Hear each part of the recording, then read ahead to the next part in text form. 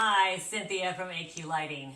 We are not only hunkering down during this time of keeping safe and keeping everyone healthy, we are hunkering down in a closet. Because when you're home a lot and those home projects start coming to light, you discover a 1980 light fixture that's still in your home. And that's what we're going to change out. Brian's going to help us do that. All right, well, we have a little surface mount light here from Modern Forms. We chose the 11-inch one because it's going to perfectly cover up our marks from our old light that we took down. So this will go right up there.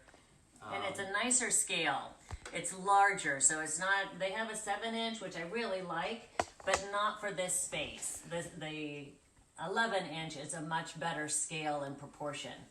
It's going to be pretty bright. It is going to be a little bright, but we have a solution for that. And it's nice to be able to determine and decide for yourself what is bright. How bright do you want it? So what are we going to do? We're going to put on a dimmer switch. We're going to put on a dimmer switch. So that'll probably be a different video.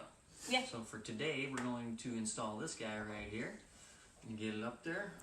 But that's a beautiful light. I know, it's so thin. I can feel the quality though. It's very solid feeling. It's nice. This one's in black. I think it comes in white and brushed nickel. as well. 3 options. Okay. So very nice. We're gonna get this thing going. I think we're ready to. Tom's gonna come in and put this up for us, and we're gonna protect the floor a little bit. We're gonna throw some towels down. Move this out of the way. Okay.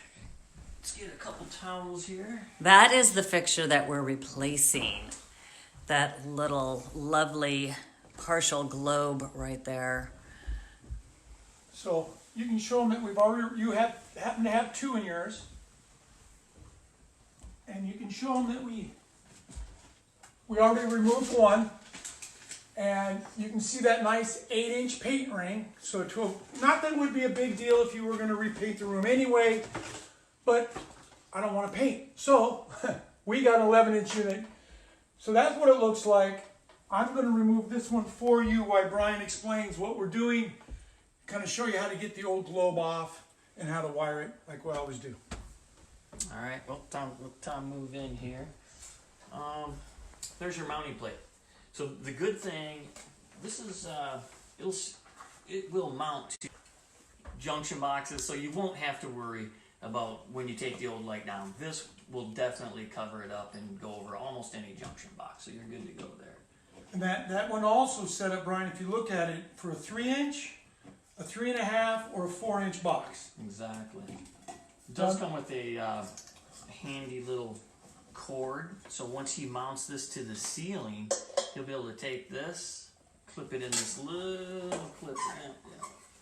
Yeah. He'll be able to clip it into this clip right here where my finger is, and he'll be able to dangle freely from the mount, and then he'll be able to wire it up without having to hang on to it. So he doesn't need 4 arms. He just needs 2 hands and he's good to go. So what does he have going on there? Okay, so it's an old-fashioned globe. Normally the globes from the 80s, 90s, and still today, they have 3 tension screws on the side. You bring those out, which will drop the globe. I've taken drop the globe. I've taken the bulbs out of it. Now there's usually 2 screws going up in here, which are in here, which you can see right here. So what I'm going to do is get rid of this out of my way because I don't plan on reusing this fixture. I'm going to get that out of our way so we can see what we're doing. They happen to be standard screws. So we just happen to be set up with a standard.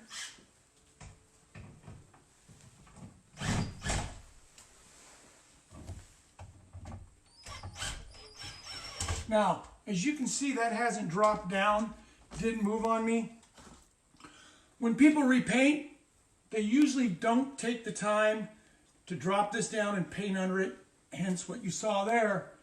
If I just was to take this and jerk on it real hard, probably get it off, could have a nice little paint rip all the way down. A little flake. So what we're going to do is we're going to take a razor knife and we are going to cut it right along the side to make sure if it doesn't drop down, I don't damage any further than that 8-inch mark that they have.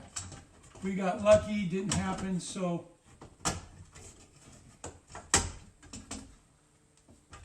we're ready to go.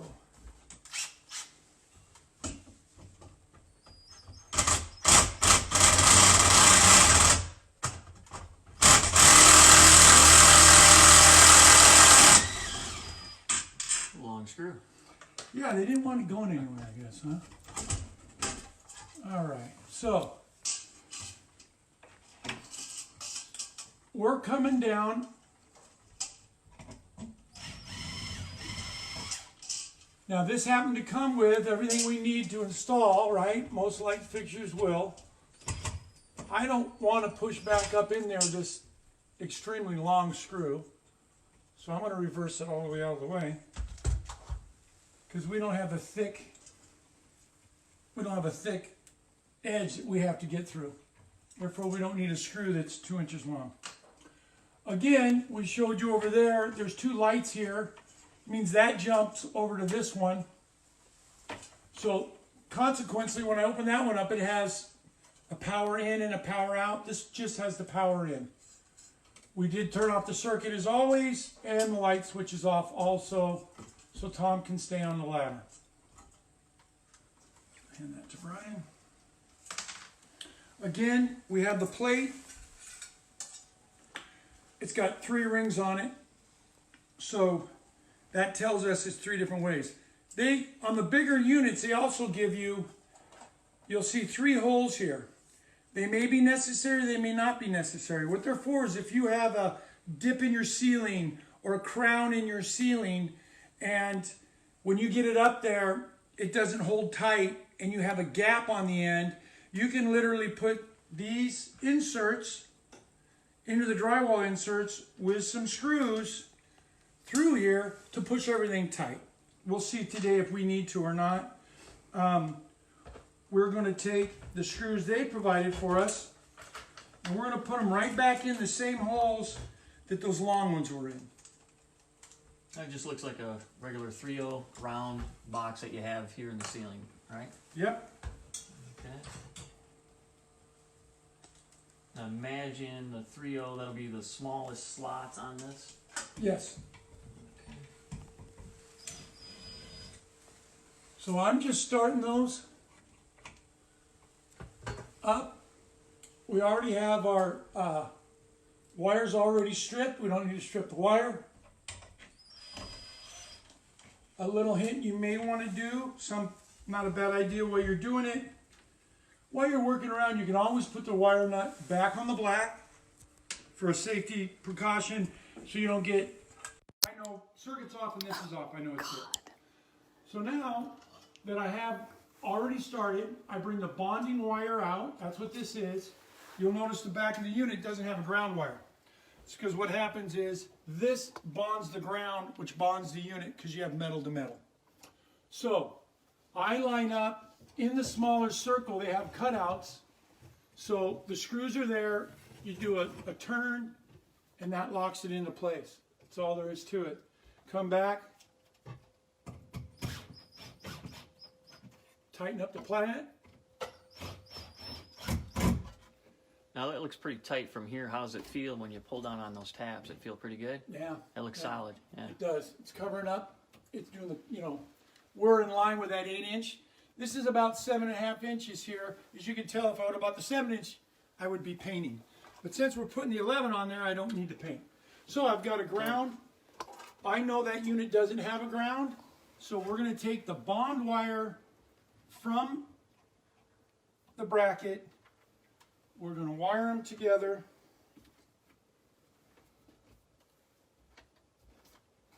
Too many tools, I can't find any of them, right?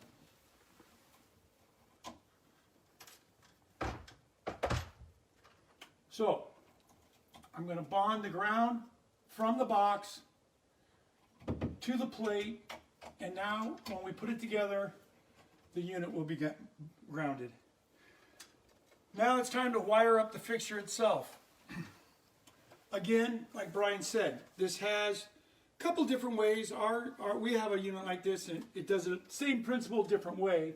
I just have to now find the little cutout. Oh, there it is.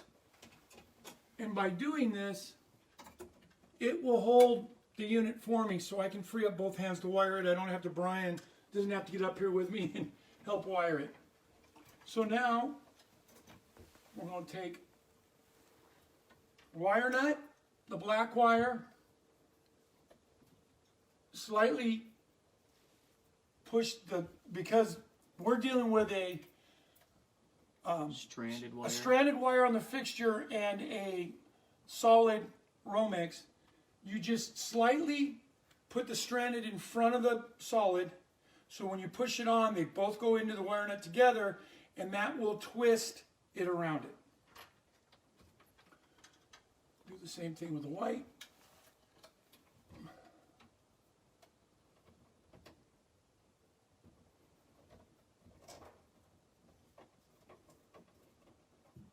Wire nuts, you usually just twist until you feel them come tight. You don't have to get crazy. Then always just make sure you got a good connection on it. You then insert back up into the box the Romex wire and your wire. And now you're pretty much it. You're in the box with electrical. You have this here.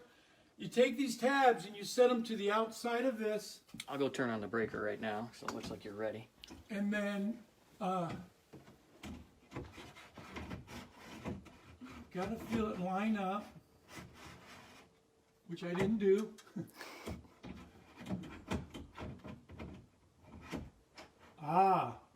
They all lined up, and I twisted it. We sure like to do alarms around here. We set them for everything. It's just one this, one that. Just need alarms.